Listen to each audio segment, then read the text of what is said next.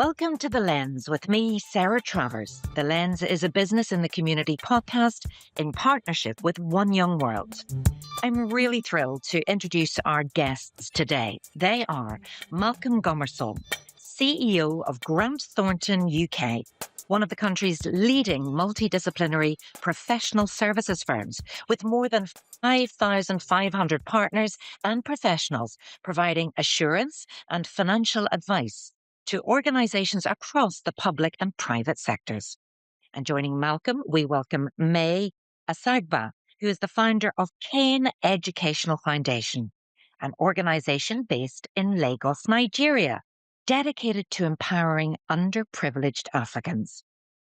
Now, in this episode, we'll be discussing the role of business in education and the need to inspire people from a young age about the world of work in a world of opportunities, thus creating great social mobility. So let's get into the conversation. Malcolm and May, you are very welcome to The Lens. Thank you. So, Malcolm, as usual with all of our guests, we start with a little bit of background. So if we could start with you, first of all, if you want to tell us a little bit about yourself and how you've come to be in your role at Grant Thornton. You can also explain a little bit about what your business does. And if you'd like to share a little bit about your family life, what you do out of work too, that would be super. Okay, so I, by training, am a chartered accountant. I work here, Grant Thornton. We are, as you've just described, a kind of a broad church. We do everything from statutory audit for the public and private sector. We support high net worth individuals in their personal planning, and we do a whole pile of advisory services from helping people sell their business right through to asset tracing, where bad people do bad things and we help trace down their funds to repatriate back to the victims of those crimes. So it's a broad church as a firm. Me personally, I was born in South Yorkshire in Doncaster, a working class family. When I left school, I had no idea what on earth I wanted to do. So to avoid making a decision, I went to university, first in my family to go to university. At the end of my university degree, I still had no idea what on earth I wanted to do with my life. And I kind of fell into accountancy because it seemed to be another way to defer making a decision, because everybody told me if you trained to be an accountant, you could do everything or anything in your future life. So I entered the world of professional services a long time ago, with no expectation that I'd stay for very long, and yet I'm still in it. I love my job because I get to work with a whole pile of young people that keep me young, or make me feel younger anyway. I am the father of 3, 1 daughter, 2 sons. They are the most important thing in my life. Even if they ring in the middle of this call, I'll put you on hold to answer for them because they have their whole variety of now grown-up issues, which is just a privilege to be part of their life. I don't know, have I covered off what I was meant to? You absolutely have. You're Thank you. being very modest there. I'm just wondering, what did you actually study at university? I did economics, which is kind of like a broad base in business. You learn the basics of supply and demand and all of that sort of thing, which seems to be fairly fundamental to business. But yeah, so economics. Okay, well, we'll come back to you in a minute, but I find that really interesting that you joined the firm and now look at you. You've done okay. And May, if we could turn to you next of all, Sure. and, a different background in a different part of the world, but if you could share a little bit about who you are, your business, and your upbringing too. Oh, sure. So I was born and raised in Lagos, Nigeria, in a family that deeply valued education. I'm the first of 4 children and the only girl, so they also refer to me as the second mommy of the family. So after high school in Nigeria, I decided to go to the United States of America for college. I graduated with honors from Cornell University. And then while I was at Cornell, I started CAIN Educational Foundation, which is a nonprofit I run today. And for me, I was just asking the question, how do we redesign education so that where a child is born no longer determines what they become? I mean, I was able to go to Cornell because I got a full tuition scholarship. But then it was because my parents gave me a good foundational education in Nigeria, which many children do not have the privilege of getting. So today I run CAIN as the Chief Executive Officer, and we work across underserved communities in Lagos. In the largest underserved community, we established an educational center where we offer digital skills training, academic tutorials in major subjects like maths and English, high-speed internet, modern technology, mentorship, and career pathways for the children in this community. So we've seen children who did not know how to turn on a computer or type now master digital skills. Students who were struggling academically now graduating with distinctions. And we've also produced the first high school graduates and university students and family where education seemed possible.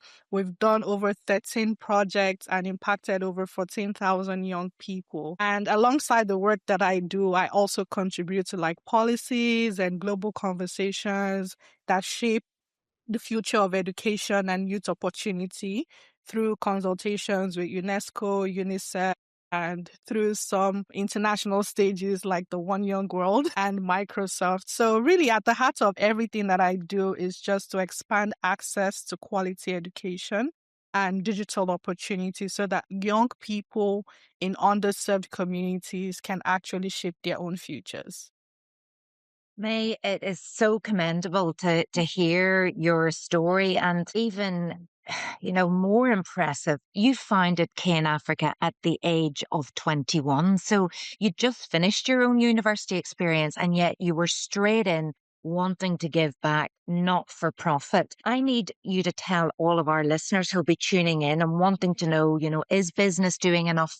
Can we do? Because obviously education and social mobility are so important to you. Just tell us why we all need to make this our issue. True.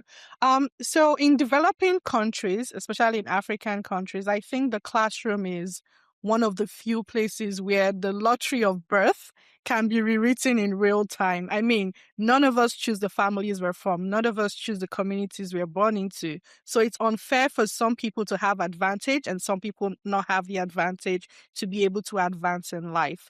And so that's why I'm deeply passionate about education and social mobility, but comes from both frustration and hope. Frustration at how much human potential is wasted just due to birth or due to the communities that they are born into, and hope because I have seen what actually happens when access is unlocked, even in the smallest way. People are able to climb the socioeconomic ladder if they're just given the right opportunities. So working on the ground in Nigeria, I meet young people who are incredibly capable, but just do not have the opportunity to change their circumstances. And when we think about education, it's not just about I graduated from this school. It's about giving people dignity, agency, and the power to choose a different path. So why should we, prevent people from having those opportunities? And so for me, it's not just also like giving them the opportunity to ascend the socioeconomic ladder. It's also a way to unlock economic advantages for different countries. So one that allows the citizens to bypass local limitations and access global opportunities. And honestly, I feel like if you see the transformation that education has up close, you cannot unsee it and you cannot help but just be passionate about it. Because when access is expanded at scale, we do not just change individual lives, we change families, we redefine what's possible for a nation and an entire generation. So I think this is something that we all need to be passionate about. And aside from being passionate about, we all need to invest actively in.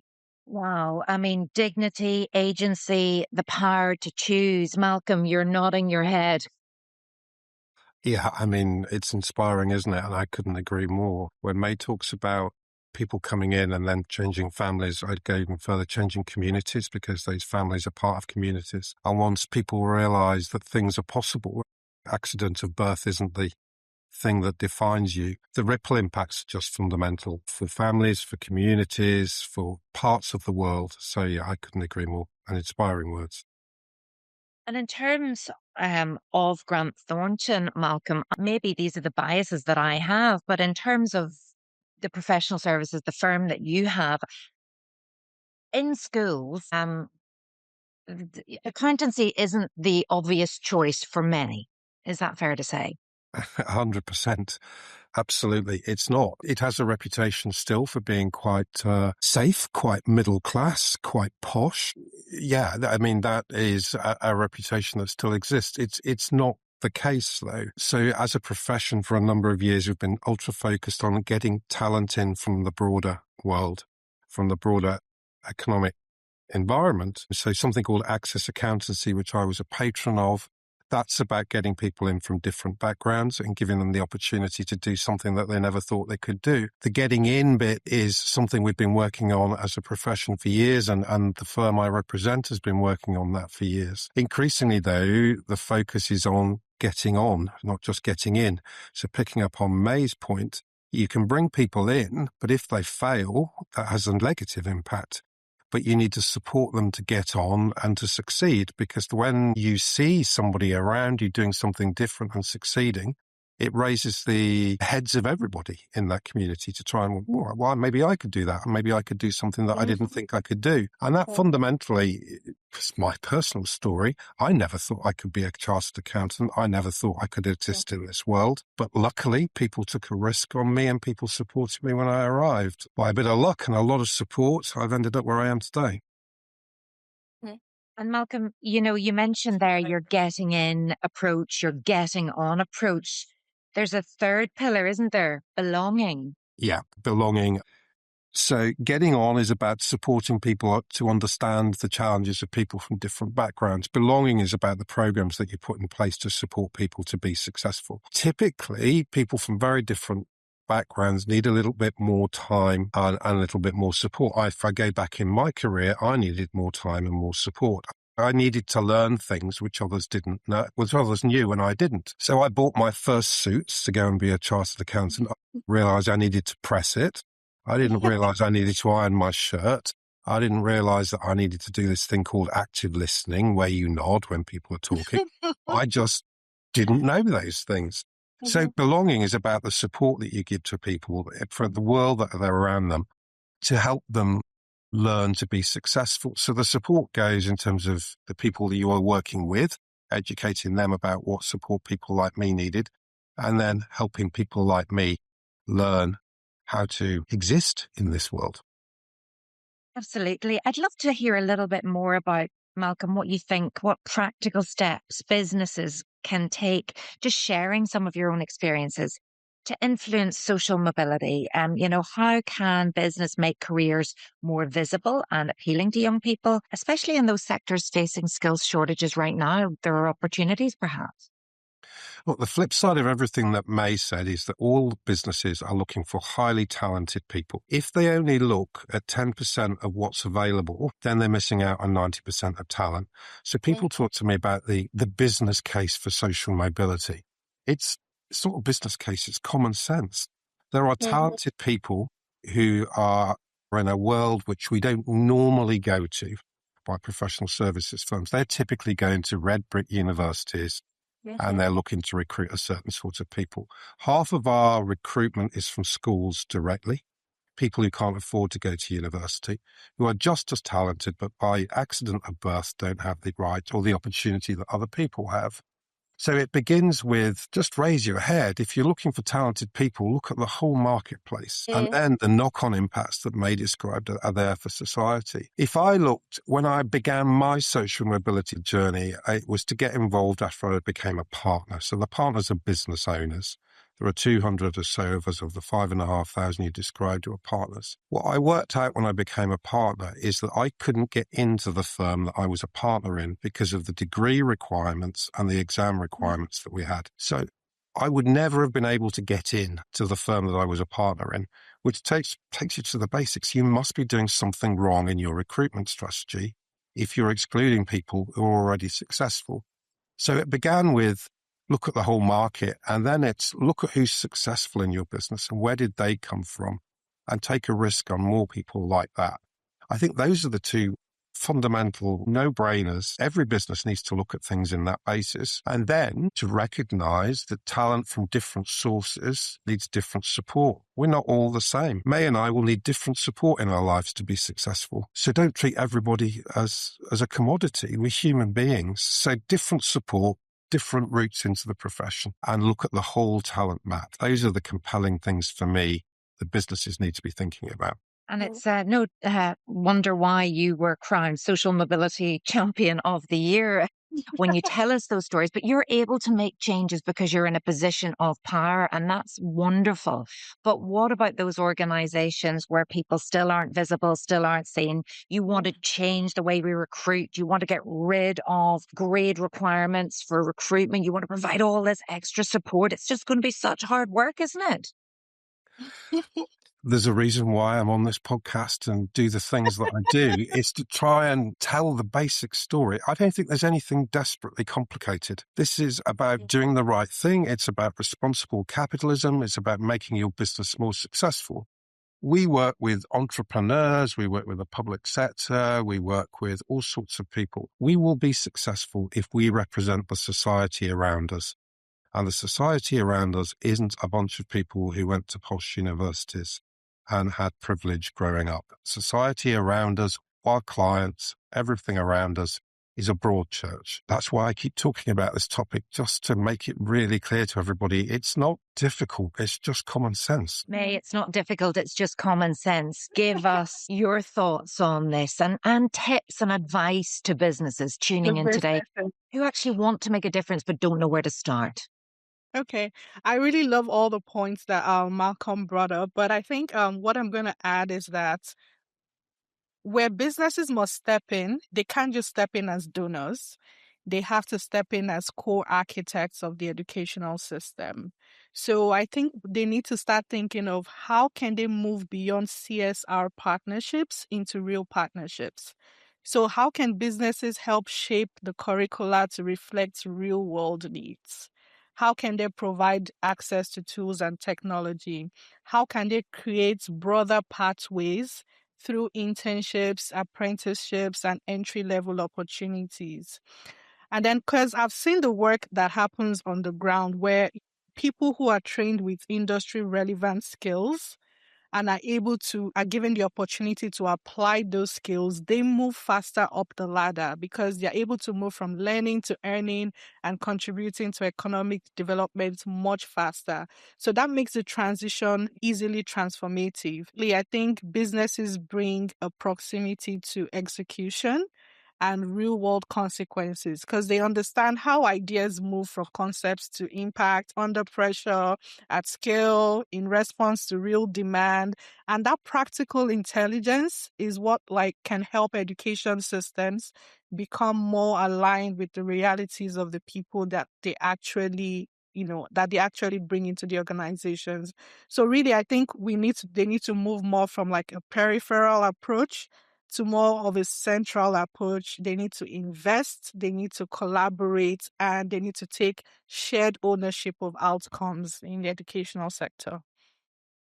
Yes, and I suppose businesses need support as well. It is one thing. They want to do well, as I said, they want to make things change, but they need advice, and that sharing of knowledge and the podcast today will really help with that.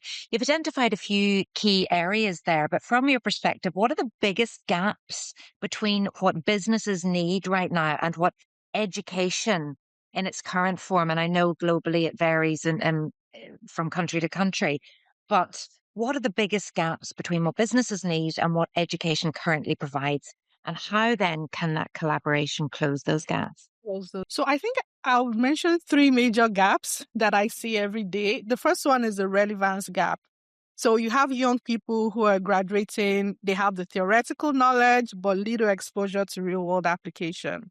So they can pass exams, but they haven't necessarily solved real world problems. So they need industry tools. They need to learn how to work in teams under real world constraints. So and that's why I mentioned earlier that businesses need to help shape curricula with educational institutions so you can bridge the relevance gap. Then the next is the exposure gap. There are a lot of underserved youths that simply do not even know that these opportunities exist. And Malcolm mentioned that there's so many people hiring, but they only go to certain environments and certain schools. So they need to start thinking about where are the underserved communities, where can we recruit in these communities, and go into those places and start to recruit and start to train and start to mentor people. And then there's also the confidence and the access gap. So even when you teach underserved youth skills, they still lack the networks and the mentorship and even the platforms to convert those skills into income and employment.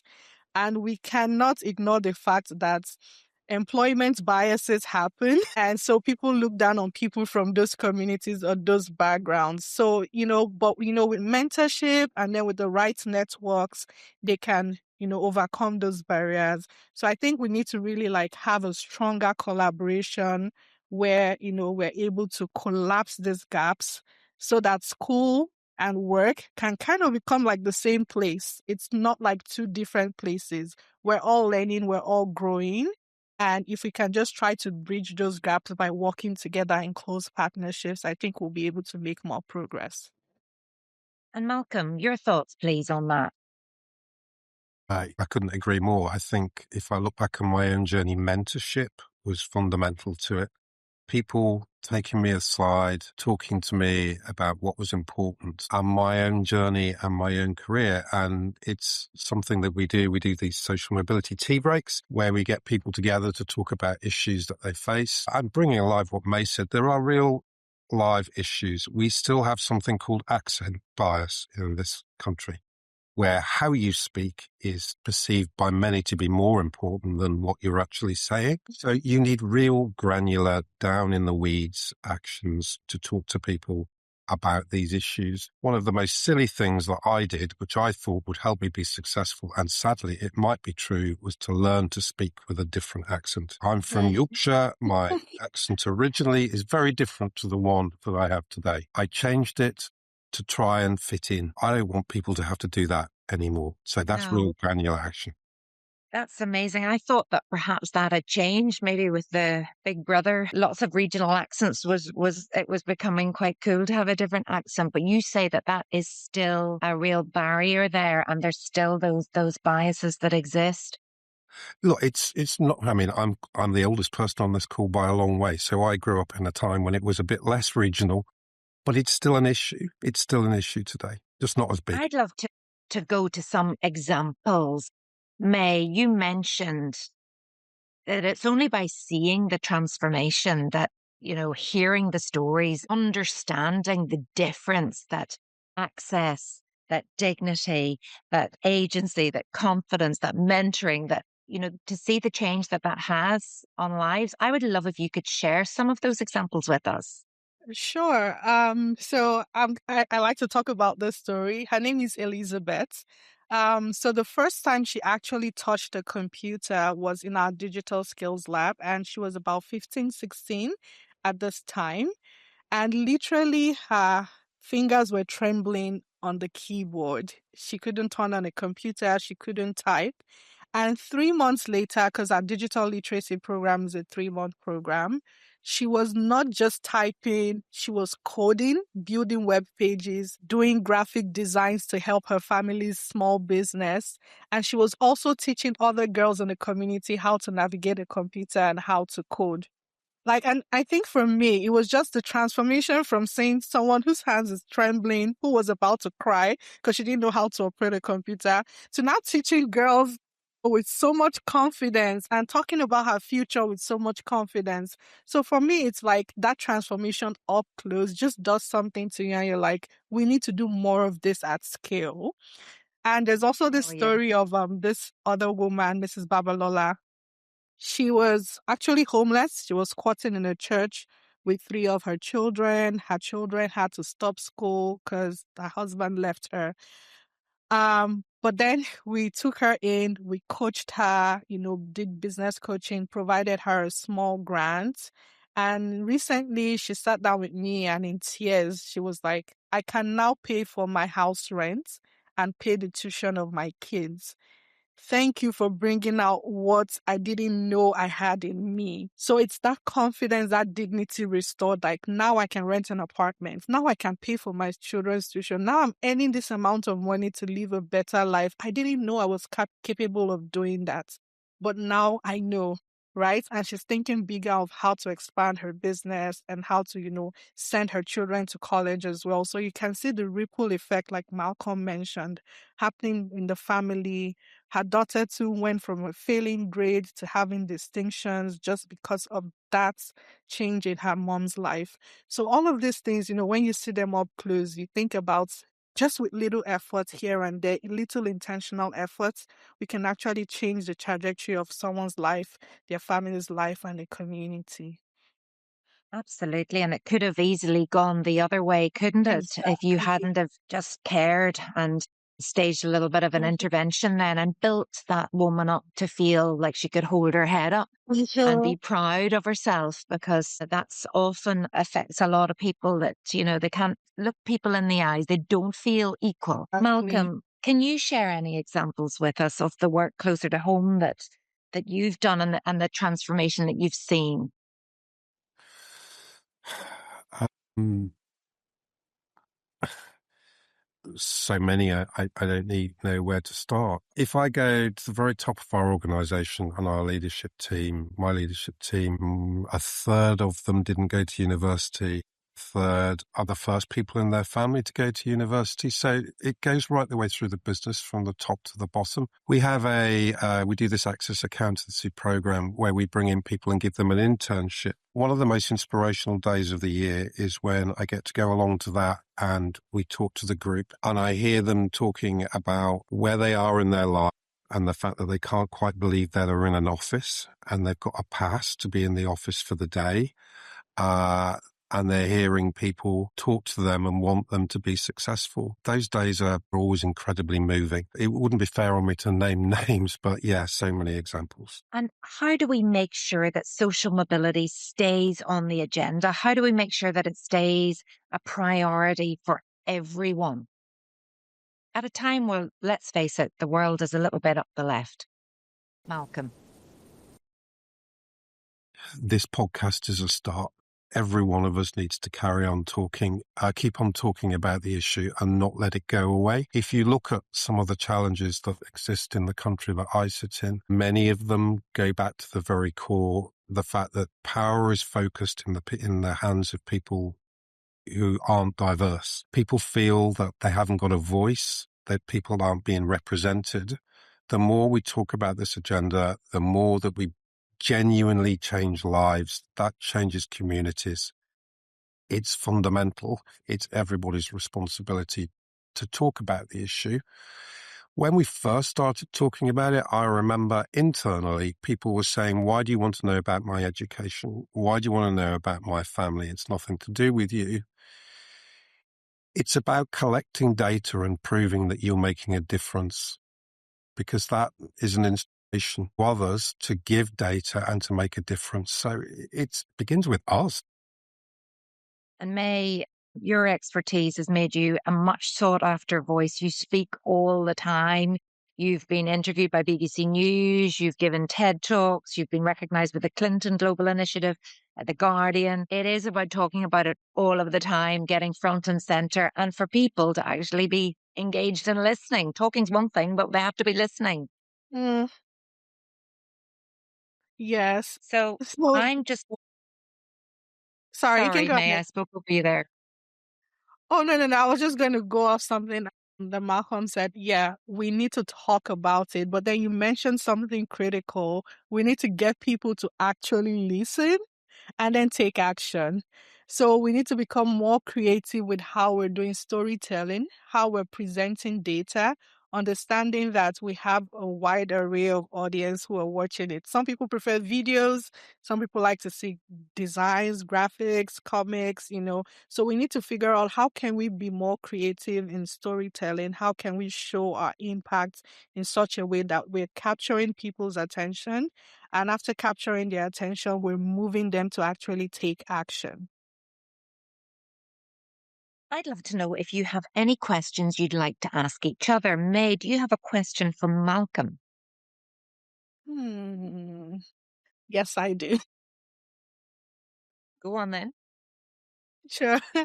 So I think in a world where ESG is becoming a standard for investment, how can we evolve our global accounting and business frameworks to move beyond just seeing social impact as a line item for charity and instead, value it as a strategic investment in the world's future human capital? So moving from I mean, that's charity to strategic investment. look, it's an amazing question. And you're right, it still is a line item. It is still something typically which businesses will do 2 or 3 paragraphs at the front end of their accounts and some pictures about what they do. I think it's around measurement. Businesses tend to do what they're measured on. So I would say it's about measuring your impact in terms of how you bring people in, what backgrounds do they come from, and then measuring pay and progression. We've talked about getting in, I've talked about getting on and belonging, but pay and progression are fundamental. If you bring in people from broad backgrounds and you measure how quickly they progress and how much you're paying them versus their peers, that will produce, I suspect, uncomfortable statistics, which will force people to confront the fact that they need to become different. So I'd love to see a global measurement of where you're bringing people in from and how quickly they're progressing versus their peers and what you're paying them. Because those intentional decisions about promotion and pay, I think, will force businesses to confront some uncomfortable truths.